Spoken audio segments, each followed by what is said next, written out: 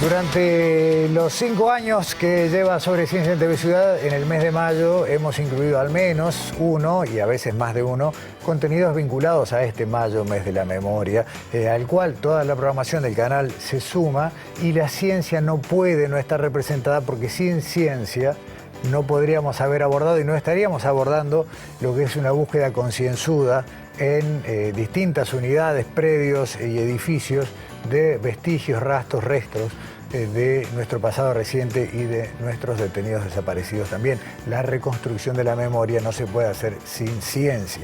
Y hubo un punto de partida, al menos esto es muy personal, esto creo que podríamos tener algunas discusiones y en el mejor de los abordajes, pero personalmente creo que hay un punto de partida en esto de la llegada de la ciencia pura y dura, firme, sólida, impresa en papel, a la búsqueda sistemática. Y yo lo coloco a esto en lo que fue primero la confección y luego la publicación, incluso en papel, en formato libro, de lo que se llamó el Estudio Geoarqueológico del Batallón 13, libro, investigación científica, insisto, que se transforma en libro, de la cual son autor principal Daniel Panario y coautores Ofelia Gutiérrez y Elizabeth Onega. Ese libro marcó un antes y un después, y para nosotros es un enorme gusto tenerte, Daniel Panario, aquí en estudios en esta jornada. No, el gusto es mío, para empezar. Y para seguir, creo muy adecuado que hayas tomado este tema sobre ciencias, porque en realidad yo creo que la mayoría de los políticos que vienen del área que no son científicas, ¿no?, de algunas ciencias sociales, como la abogacía, yo qué sé, no creen en la ciencia, ¿no? Y yo creo que el GACH, por ejemplo, ¿no?, es un ejemplo, ¿no?, de no creer en la ciencia y tomar decisiones políticas sin creer en la ciencia. Porque tener a la ciencia en un escritorio, pero no escucharla, una cosa así. Bueno, es lo mismo, ¿no? Claro. Porque de lo contrario, claro, al anterior presidente yo tendría que acusarlo de asesino, claro, ¿no? Porque por desconocer al GACH, claro, ¿no?, y desconocer aquello de blindar a Abril, se murieron más de 1000 personas, ¿no? Ahora, yo no creo que sea un asesino, por lo tanto, los hechos no creen en las ciencias. Y eso, ¿no?, es muy común dentro de ciertas áreas del conocimiento, como la abogacía, bueno, la economía, que se cree una ciencia, pero bueno, yo no la creo, y así sucesivamente. Claro. Vos decís el campo de las denominadas ciencias humanas, si querés, o a veces, como se les llama, creo que no correctamente, ciencias blandas, que también es uno de los nombres que se aplica, y que muchas veces utilizan, decís vos, bueno, como escudo, si yo te voy a seguir el pensamiento y me voy a meter en lo que estás diciendo, para decir, no, yo estoy escuchando a los científicos, después las decisiones son mías. Por supuesto, exacto. Claro. Y además, en este caso, digamos, si la ciencia se equivocaba, el problema había sido de los científicos que se equivocaron, ¿no? Si la ciencia es acertada, bueno, entonces el mérito es mío. Claro. Listo, así piensan los políticos, ¿no? Cuando salió el libro, y mientras tanto podemos pedir incluso recordar lo que fue la tapa de un libro muy modesto, financiado por el sindicato de los docentes de la UDELAR, ¿no? Exacto. Vieron la investigación y dijeron, esto tiene que trascender, y se publica esto con el título Recuperando la Memoria. ¿Por qué lo hicieron, Daniel? ¿Cuál fue el motivo? ¿Por qué ustedes agarraron? Y después te voy a contar en qué consistió la tarea científica, pero ¿qué los movió? Bueno, nos movió, digamos, el interés mío de haber vivido, ¿no?, la dictadura, ¿no?, y la rabia de los desaparecidos. Inclusive, yo cuando me has entrevistado otras veces, muchas cosas no las he dicho, ¿no?, porque lo que quiero es que aparezcan, ¿no?, no tener ningún protagonismo en el tema. Entonces, callé muchas cosas. Yo digo más, ¿no? Una vuelta, una estudiante quería entrevistarnos, una estudiante de posgrado, ¿no?, de ciencias sociales, del área social. Y querían hacer una entrevista a mí. Su directora de tesis me puso una cruz. A este no lo entrevistes. O sea, no quieren saber a veces, ¿no? Esa es la verdad de las cosas. Sin embargo, se trata de un trabajo con todas las herramientas que la ciencia tenía a su alcance en ese momento. Y mientras vamos conversando, yo voy a pedir que vayan transcurriendo algunas de las placas que son capturas de ese libro, que muestran, por ejemplo, cómo ustedes tomaron lo que había a mano, ¿no? Fotos aéreas, satelitales, comparación. Contame un poquito. Sí, la verdad que en ese momento habían surgido nuevas técnicas a su vez. Al juez Recarey se le ocurrió, porque había visto mucho CSI, ¿no?, Y realmente es así, ¿no? Y preguntó a Lozoya, un antropólogo, ¿qué se puede hacer con esto? Bueno, y él decidió consultar a los científicos, ¿no? Eso fue un poco el camino, y bueno, él se mantuvo firme en un momento a su vez que nadie quería que apareciera nada. Recarey, recordame, era en ese momento el juez que tenía a su cargo la investigación por la desaparición de Eliana Quinteros. Sí. Esa fue la causa. Esa fue la causa, efectivamente, y a su vez, bueno, él estaba subrogando, ¿no? Sí. El juez titular estaba de licencia porque estaba con cáncer, ¿no? Sin embargo, negociaron las autoridades de la época, negociaron en la armonía. Regreso, digamos. En un club, claro. ¿no? Negociaron, supongo con la masonería, yo qué sé qué, ¿no? Y decidieron sacarlo a Recarey. Volvió el juez de apuro, ¿no? Claro. Simplemente para cambiarlo, ¿no? Inmediatamente abandonó y se fue de licencia de vuelta, ¿no? Y de ahí sortearon y no tocó de vuelta a Recarey. Claro. O sea, las presiones sobre la ciencia que ejerce la política son bestiales y la estamos viviendo ahora también con el tema del agua, ¿no? Claro. Bueno, ahora, por lo menos hace unos meses aparte. Hace unos pocos meses, ¿no? Daniel, una de las placas que tenemos ahora a la vista muestra una de las técnicas que ustedes usaron, que fue recurrir, por un lado, a fotos aéreas previas al periodo que estamos investigando y las otras eran aéreas o eran satelitales, las pondré para ver qué es lo que había cambiado. Sí, el tema, la mayoría eran fotos aéreas, eran suficientes porque era el antes y el después. Claro. Y en aquel tiempo habían surgido ya algunas técnicas de las cuales mi compañera era especialista, que eran Estás hablando de Ofelia Gutiérrez. De Ofelia Gutiérrez, ¿no? De que era trabajar con sistemas de información geográfico, ¿no? Que permitían inclusive automáticamente ver los cambios que habían ocurrido entre dos periodos en una misma foto, ¿no? A la misma escala, ¿no? Puesta, ¿no? De manera que eran superponibles. Entonces uno le pedía los cambios que habían ocurrido, inclusive después podía corregir por sombras, por hora del día, por una cantidad de cosas, ¿no? Y daba exactamente los cambios que habían ocurrido. La verdad es que los cambios que habían ocurrido era donde encontraron. Listo, porque después lo ven más allá de decir, no, pero claro, nosotros lo encontramos abajo de los árboles. Sí, que abajo de los árboles no lo ve la foto aérea, de acuerdo, pero los árboles estaban recién plantados cuando nosotros hicimos el estudio, ¿no? Pero los antropólogos a veces tampoco creen en la ciencia, ¿no? Es otra cosa interesante, ¿no? Bueno, además él es un antropólogo social que se dedicó, ¿no? Doctorado en ciencia social, de antropología social, y ese es uno de los tipos que dijo delante mío, ¿no? El arqueólogo ve todo lo que tiene que ver. O sea, no hace falta un equipo interdisciplinario, ¿no? Para ciertas concepciones del área de las ciencias sociales. Sin embargo, y eso hasta el día de hoy. Sí, sin embargo, Daniel, y más allá de lo que pasó después que vamos a meternos, si ustedes no ponían la piedra de este libro, las cosas seguramente hubieran sido distintas.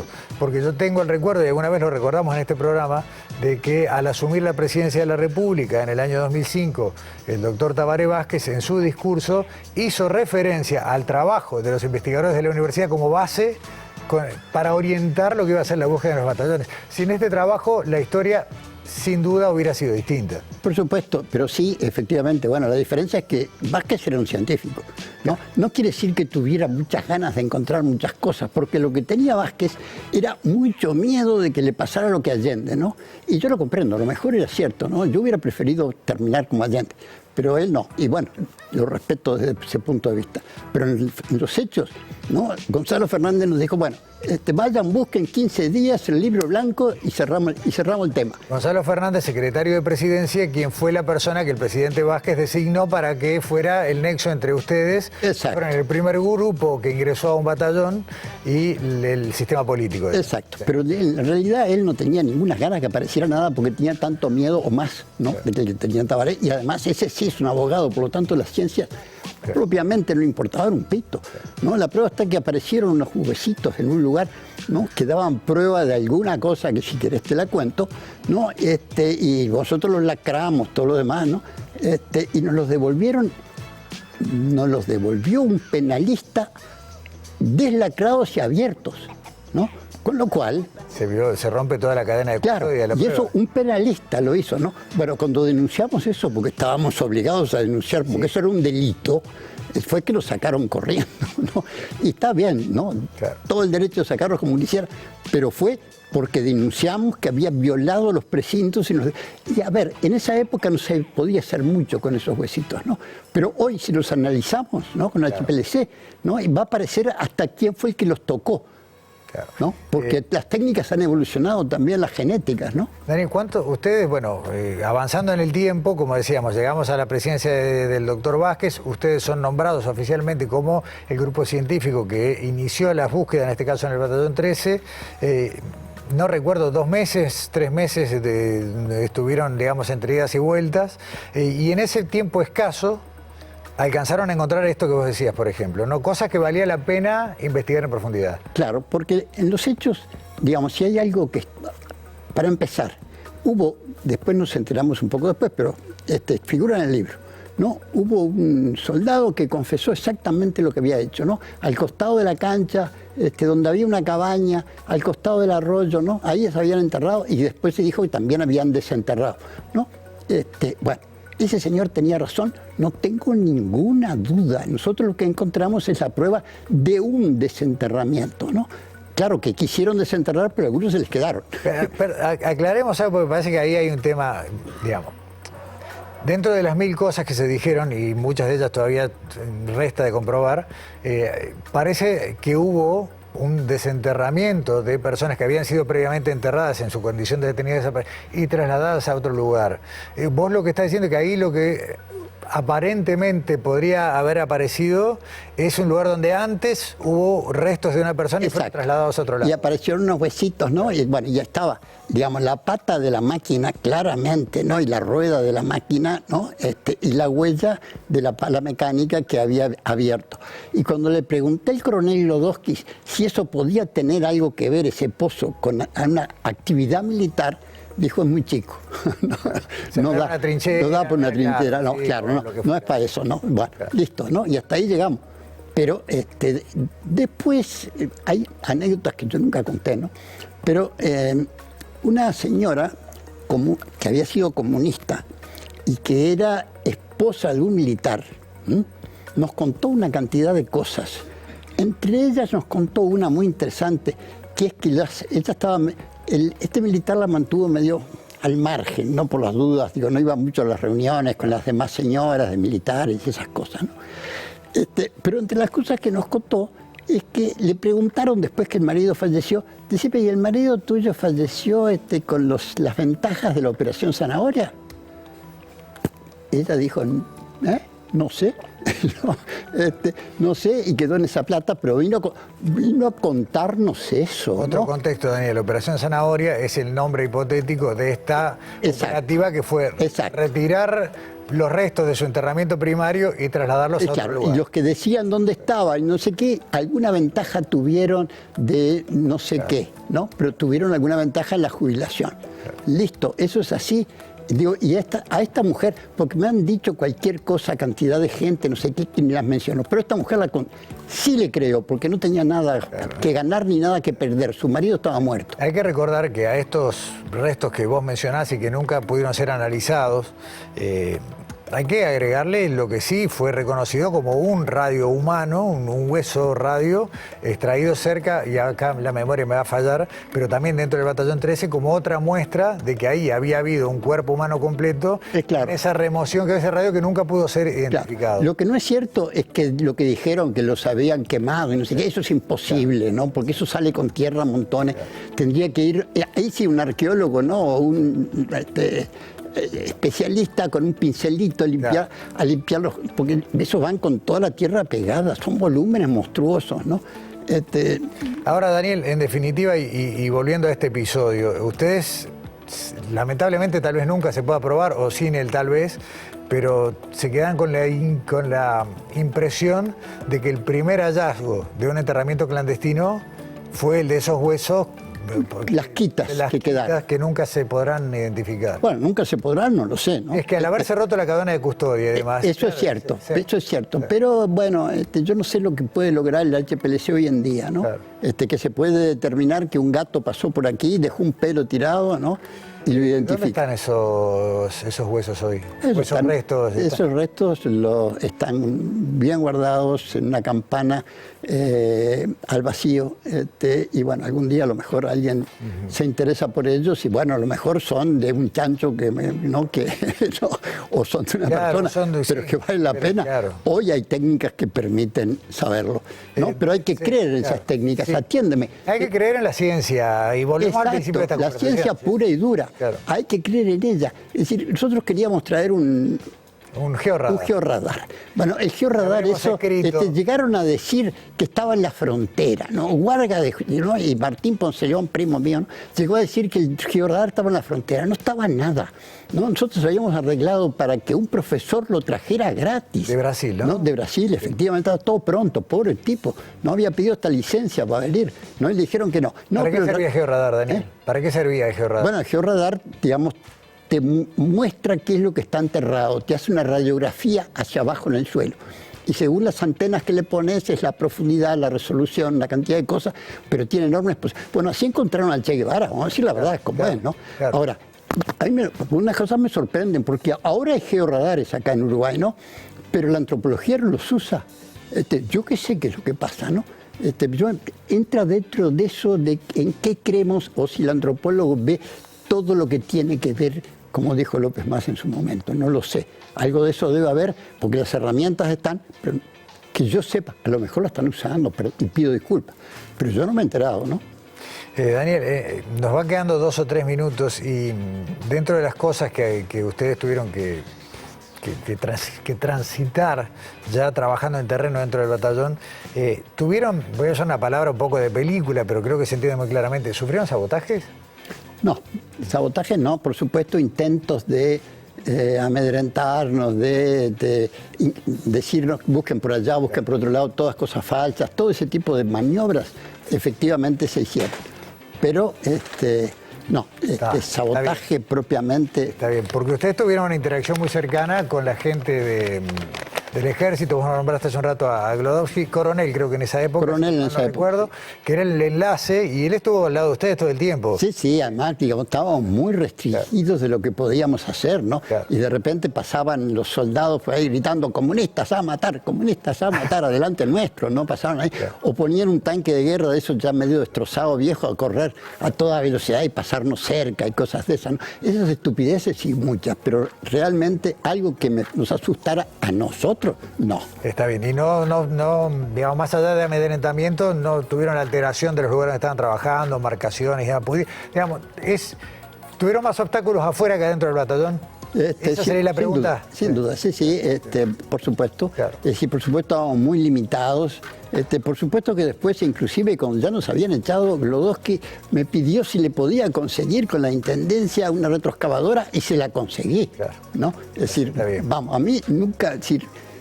venganza no quiero ninguna en relación a ese tema, quiero que aparezcan, por Dios, ¿no? Pero ya entramos mal, entramos con el pie izquierdo, porque cuando entramos, la funcionaria de familiares dijo, ustedes adelantaron 5 años la entrada a los batallones.